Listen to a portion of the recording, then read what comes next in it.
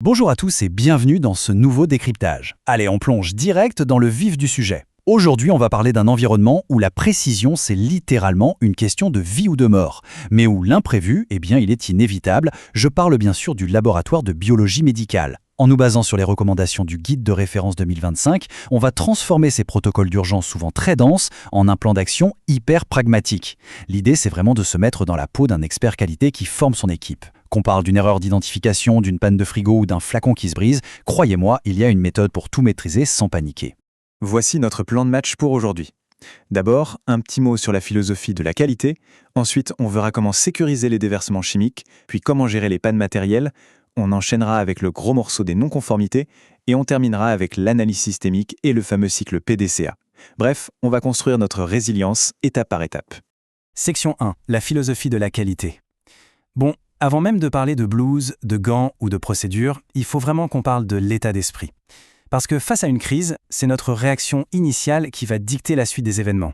Il y a une phrase dans le guide qui résume ça à la perfection. Ça dit « La compétence d'un laboratoire ne se mesure pas à l'absence d'incidents, mais à sa capacité à les anticiper, les gérer avec professionnalisme et les transformer en opportunités d'amélioration continue. » C'est un changement de mentalité total, non ? En gros, un incident, c'est pas un échec honteux qu'on essaye de cacher. C'est un véritable crash test pour voir si notre labo est solide. Et ça, c'est la base de tout. Allez, on passe à la section 2, sécuriser les déversements chimiques. Avec ce bon état d'esprit en poche, regardons de plus près les menaces physiques immédiates. Dans un labo, on manipule tous les jours des produits hautement réactifs. Un geste un peu brusque et boum, la paillasse devient une zone à haut risque. Il est absolument crucial de bien classer le danger. Concrètement, si on renverse un acide fort, genre de l'acide sulfurique, c'est gants en nitrile épais, visière obligatoire et on sort direct le kit de neutralisation au bicarbonate. Mais attention, pour les bases fortes, on change complètement de stratégie. Là, on utilise de l'acide borique dilué, tout simplement parce que les brûlures basiques, c'est hyper vicieux, ça pénètre beaucoup plus profondément. Et pour les solvants inflammables comme le méthanol, la règle absolue, c'est zéro flamme, une aération maximale et des absorbants qui ne risquent pas de créer la moindre étincelle. À chaque famille chimique, sa réponse chirurgicale. Mais alors, il y a une exception. Et quelle exception ? L'acide fluorhydrique, le fameux HF. Ça, c'est l'urgence médicale absolue. Même si vous n'avez aucune brûlure visible sur le cou, attention.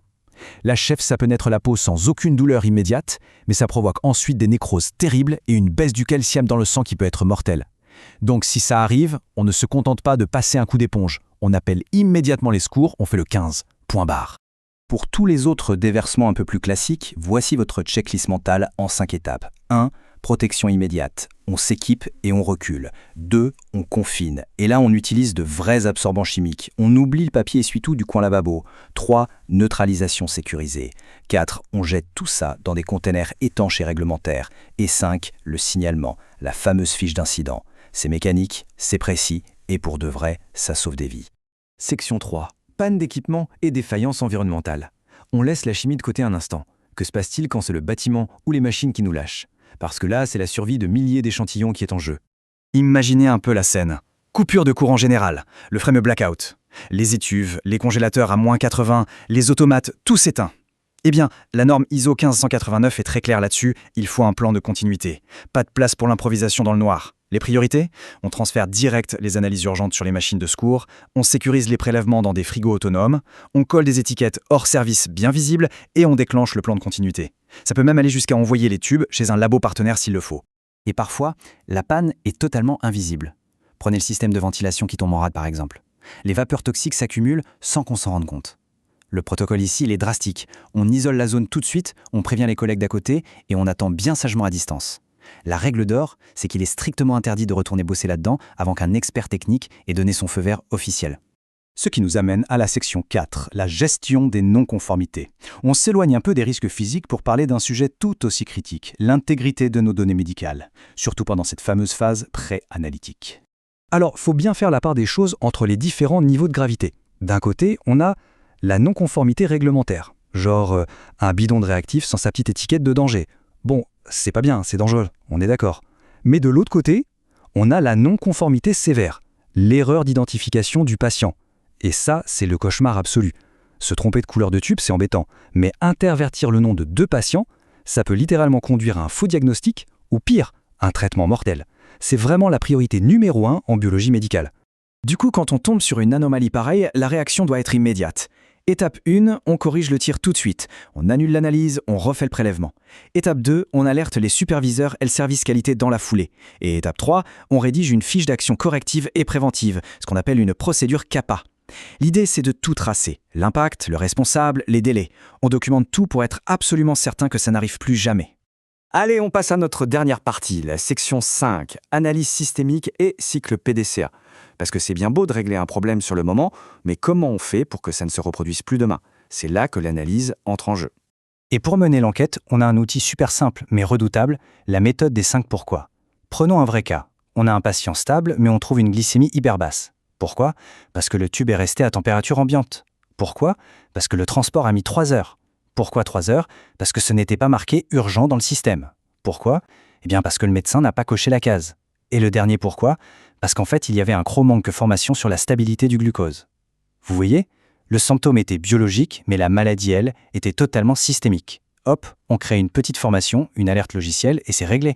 Et si vous voulez être sûr de ne rater aucune piste lors de vos enquêtes, le diagramme d'Ishikawa est génial. Vous savez, le fameux truc en arête de poisson? Il divise tout en 6 catégories, les fameux 6M. La main-d'œuvre, est-ce que l'équipe était fatiguée? La matière, est-ce que les réactifs étaient périmés? Le milieu, un souci de température dans la pièce? La méthode, un vieux protocole pas à jour?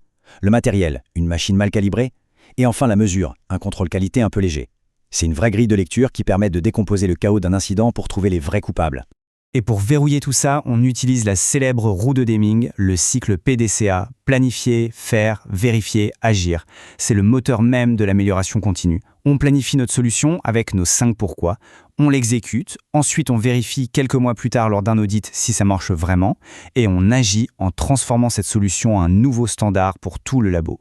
Sans ce petit cycle magique, on est juste condamné à répéter les mêmes erreurs encore et encore. Alors, pour conclure tout ça, il y a une vraie question qu'on doit tous se poser. On sait que l'imprévu va frapper.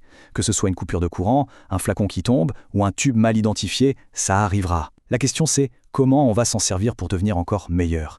La réponse, vous l'avez maintenant, c'est notre niveau de préparation et cette fameuse philosophie qualité. N'oubliez jamais, l'urgence, ça ne se subit pas, ça se gère. Merci à tous d'avoir suivi ce décryptage avec moi et à très vite.